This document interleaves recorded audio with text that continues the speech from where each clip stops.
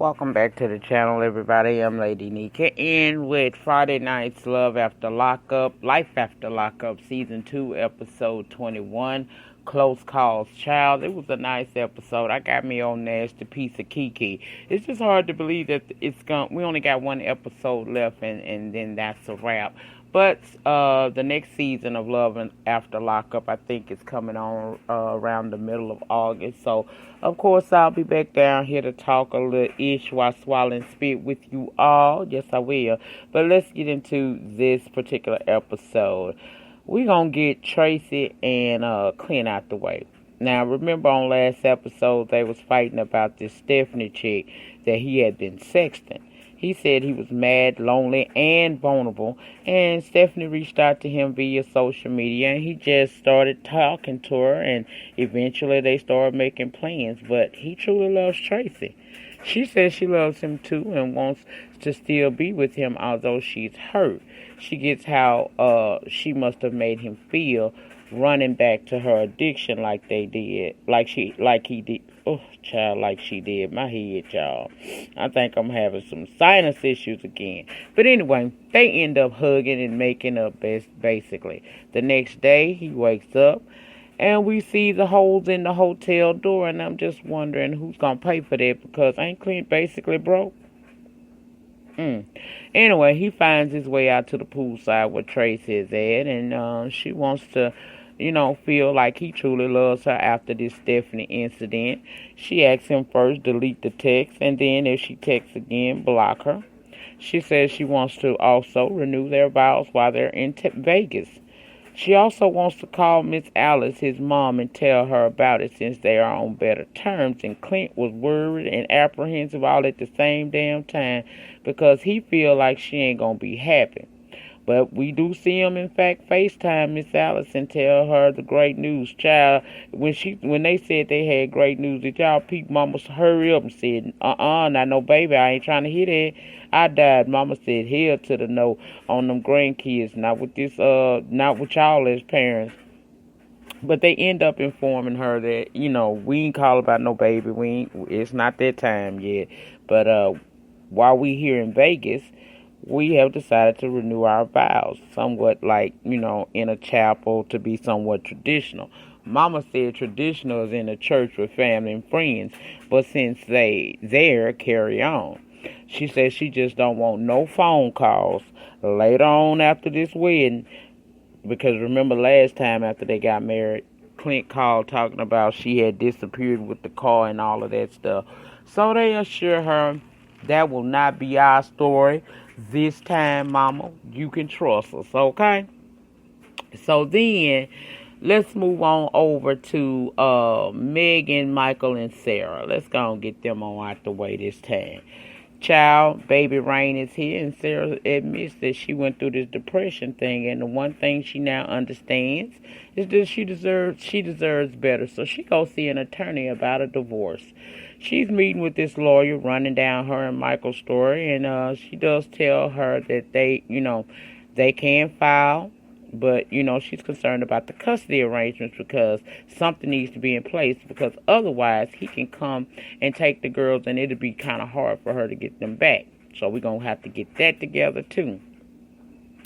She then spoke of having him served, and Sarah want to know, can she do it herself? Miss Lawyer later said you could take him the paperwork as a warning of what's coming, but you can't officially serve him. And she warns against it because she said if you go try to tell him this yourself, then he might try to reel you back in. Lawyer later says she concerned for Sarah and asked why hadn't she been filed for divorce before. Sarah said she was scared. Lawyer later say, well, what's scaring me is that you're remaining married to him. Sarah is supposedly going to file for divorce from Michael. We see the papers drawn up. She signed her name on the dotted line where it needs to be signed. But she also says she's going to see Michael really soon to let him see his girls, but also to inform him of the impending divorce as well. Megan goes to see her dad, and dad doesn't know that she has still been talking to Michael. He don't even know she went up to Flint to get him from the jailhouse. But baby, when Daddy done it found out, he was over it completely. He want to know, where's Megan's intuition? Your mama got it, your grandma got it. What's going on? You gotta know Michael ain't right. He was married. He married with 2 kids now, and I'm just wondering how he gonna provide from you. I mean, provide for those kids. And why didn't he tell you from the jump that he was still married? Baby, my daddy done it was over. He said, get him on the phone. And I swear all I could hear in my head was that damn Kelly Price and Ron Isley. This is Mr. Biz. How you doing, Mr. Biz? What the hell is going on? What you mean what's going on? Megan telling me that you're sleeping with another woman. Child, I swear that was in my head the whole time that was going on. And I was here for it, okay? I was here for it. She got Michael on the phone, and he asked him straight up, why didn't you tell my daughter that you were still married? And he said, well, basically we done hurt each other, you know. And it's kind of complicated, but we're adults. Daddy say, so wait a minute, hold up. How has my daughter hurt you? Michael said it was personal and not his place to tell him. Baby, Daddy was done at that moment. He told him, look, let me just stop shooting the crap with you. You deceptive. You're not a real man. You're not solid. And you better be glad I wasn't up there. Because, see, if that would have been, I'd have been up there doing this situation, it would not have been a pretty sight. And pretty much just hung up on his ass and told Megan, look here, I'm sorry. You can be mad if you want to. But Michael ain't no good. And he needs to use, you need to use better judgment. She talking about she feels in the middle. Yes, Michael has done some crummy, hurtful things, but love doesn't disappear like that. She not sure what she want to do, but she knows that one thing for certain, the 2 things for sure, Daddy ain't never lied to her yet about this man. So it do seem like she has some discernment or intuition, but as you can see, she is opting not to listen to her discernment. And that could be because, he make her puss feel good. Because that's all I see it as. What else is it that you really attracted to? You like how that man made you feel. But it's all right, girl. We all been there before. Girl, dick is a powerful thing sometimes, okay? But, snap out of it, ho. Anyway, Sarah meets up with Emmy to tell her that she met with a lawyer to discuss getting a divorce. And she ain't told Michael yet because she doesn't want him to try to change her mind. She just can't do it anymore with him. She says she feel like she failed and Emma had to tell her, hold up. No, you ain't failed at a damn thing. He failed.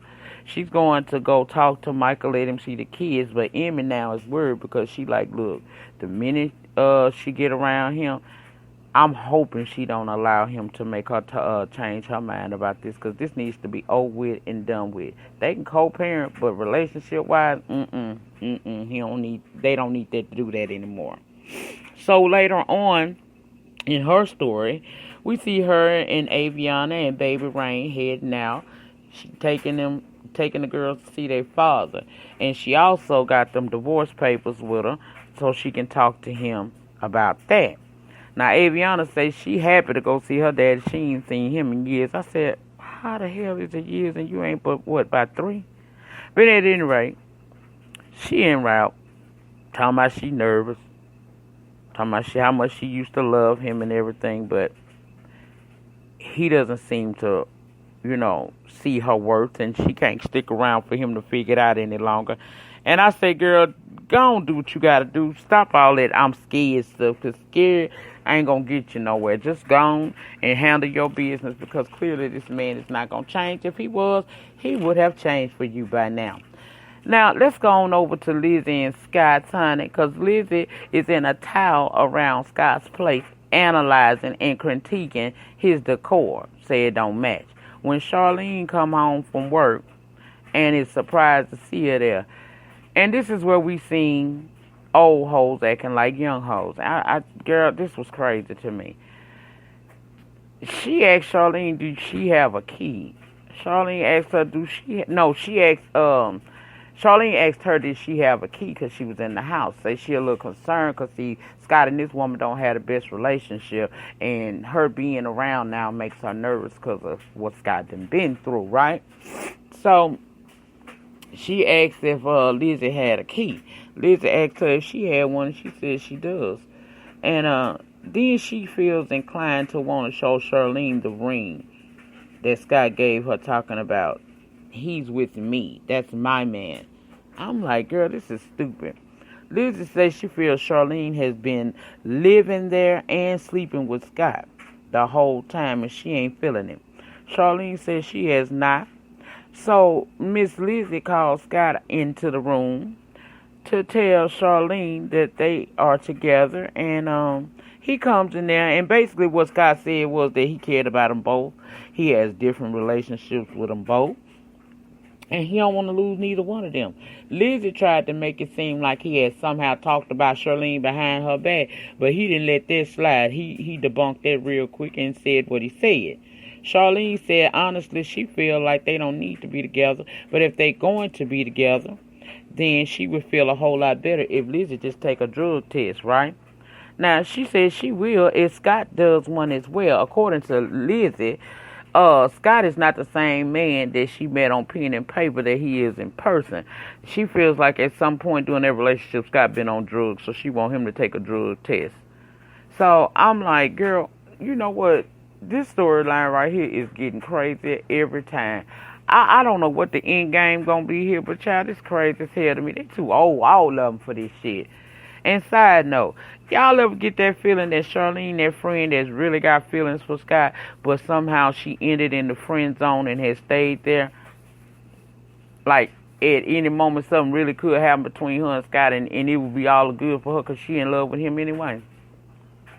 That's what I see out of it, child. But at the end of the day, Scott seems to want to continue to mess with Lizzie, and Charlene ain't going nowhere. That's his,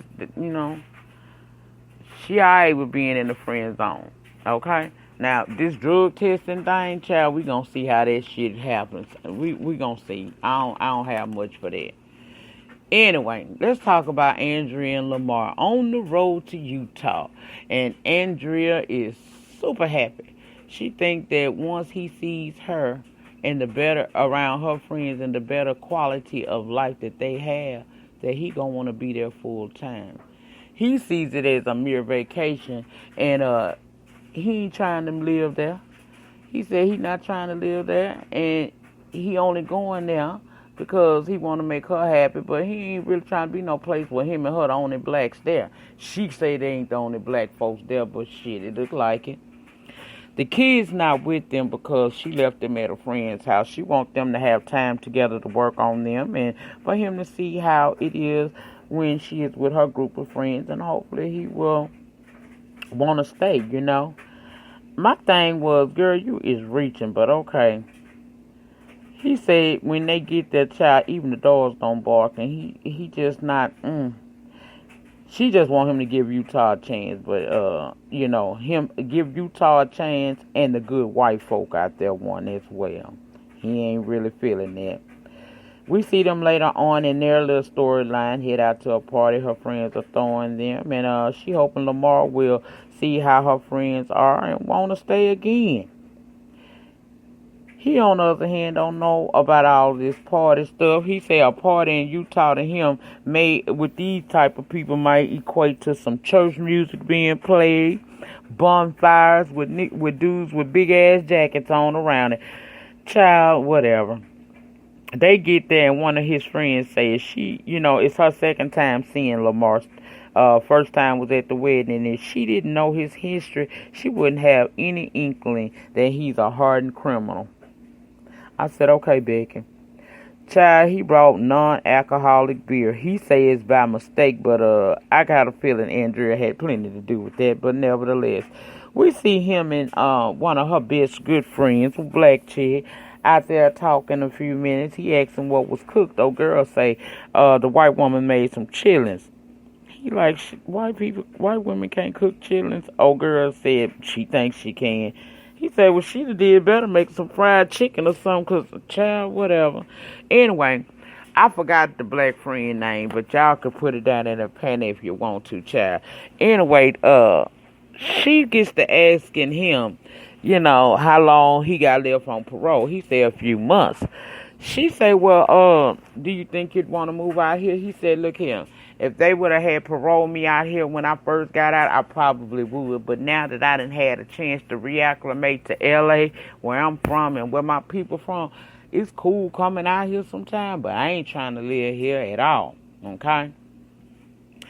Now, later we see him out there with these guys around the fishing pond. It's cool and everything, but did y'all notice they was trying to convince him of how great that place is, even tried to convert him over into the Mormon religion, and he really ain't feeling it. He said his ancestors, grandfather and all would turn over and slap the hell out of him if he was to do so it's a no. Inside, Andrea telling her friend that she already talked to her ex-boss, about a job and looking at some real estate in the area, hoping this man is going to change his mind. Her best friend standing there knowing that this man he don't want to do this. And she said that she don't think that Andrea is going about this the right way, because deception is never cool. And clearly, he ain't looking to do no more than visit around them parts. I said, exactly. And she gonna soon find that out, because he don't want to be there. He only there because he want to shut you up for a little minute, not because he want to actually live there or whatnot.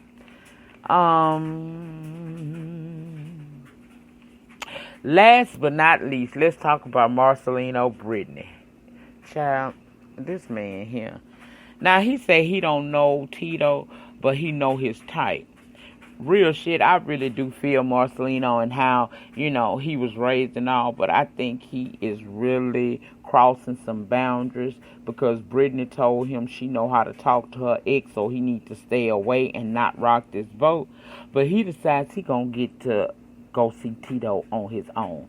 Go to this man's house and immediately beginning to ask him where he been.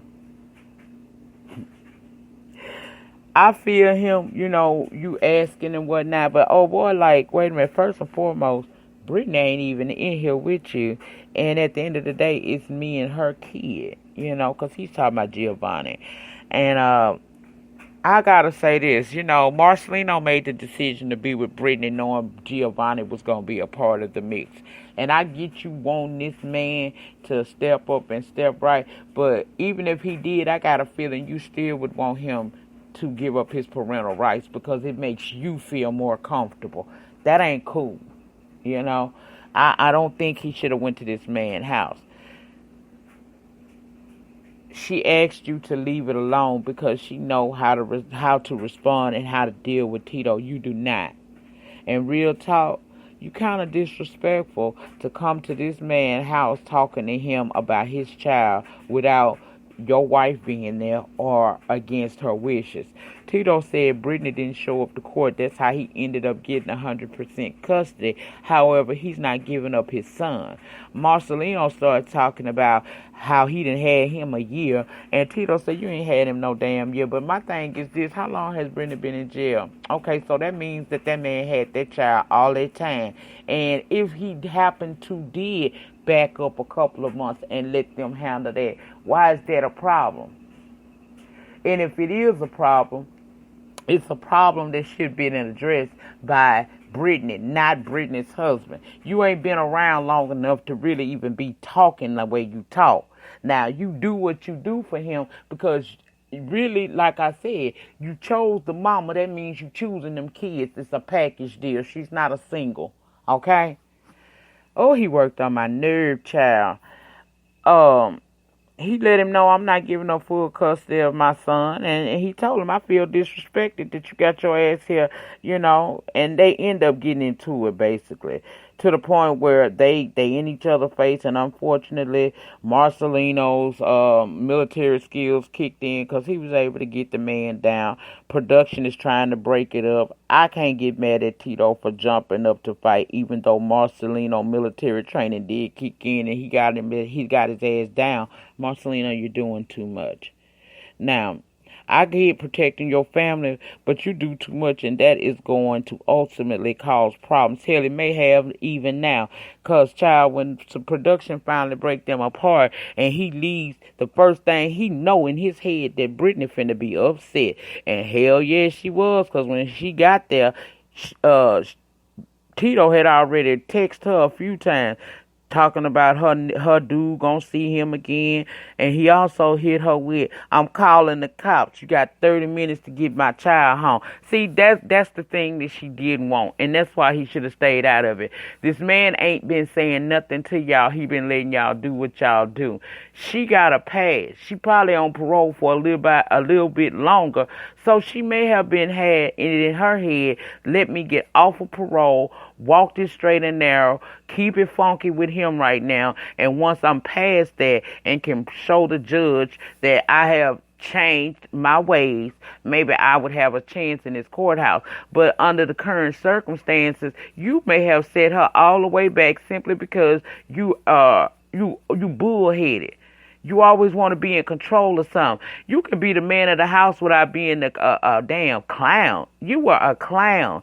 And again, you have caused her a situation because now the man talking about calling the damn police.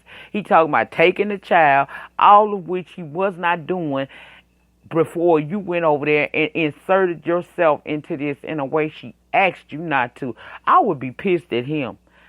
Anyway, I think I touched all of the couples, child. Let me go through it again to make sure I don't leave nobody out. That Marcelino is a lot, honey. We dealt with Clint and Tracy about to get married. Michael, Sarah, and Megan bullshit. Marcelino and Brittany, Andrea and Lamar, and Lizzie and Scott, and that's it. That's all, guys. If I left anything out that you would like to discuss further, please drop it down there in the panic section, also known as the comments, and I will get with you on that down there as always.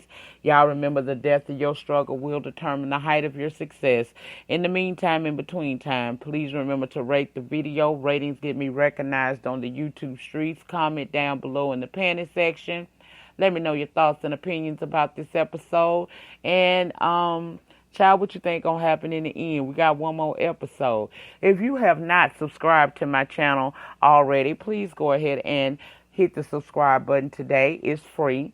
Also, once you subscribe to the channel, please remember to hit the notification bell button and set it to all so that each and every upload from this channel or when I go live from this channel, you'll be notified and you can come over and join in the conversation. Also, I apologize to everybody who was waiting on my Pillow Talk live last night. I told y'all I was on my way to take my grandson back to Texas last night. He had been with me for the summer. His mama wanted to have a little time with him before school starts. So I took him home last night. And, child, I ain't going to lie, once I got there, I was so exhausted. And then this sinus stuff started kicking in. So I went to sleep, and I'm just not making it home now. And my head is really pounding yet again, child. So I'm going to take me some Benadryl and kind of lay it down for the remainder of the evening.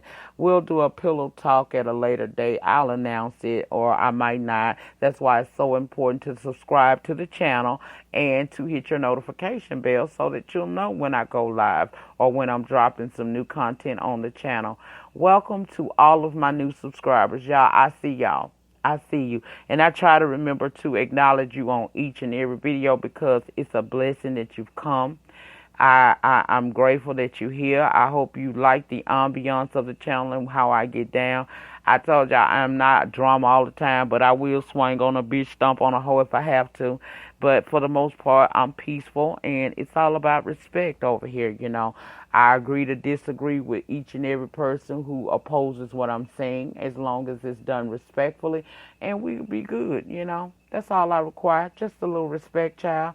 But that's it, that's all. I wanted to welcome you guys to the channel. I hope you stick around and that, we get to interact with each other more. That's it for me for today, guys. I may be back tomorrow, depending on how I feel. I also have my date with Ben this coming Tuesday, so y'all know if you don't see me for a couple of days, not even on the Miss Express, that means that I'm out letting Ben make me better for a couple of weeks, and then, I'll be all right. but I may be gone for a couple of days. If I am, you know now why, and I will be back as always. Y'all have a great remainder to your Sunday and a great start to your work week tomorrow. I'm out. Peace.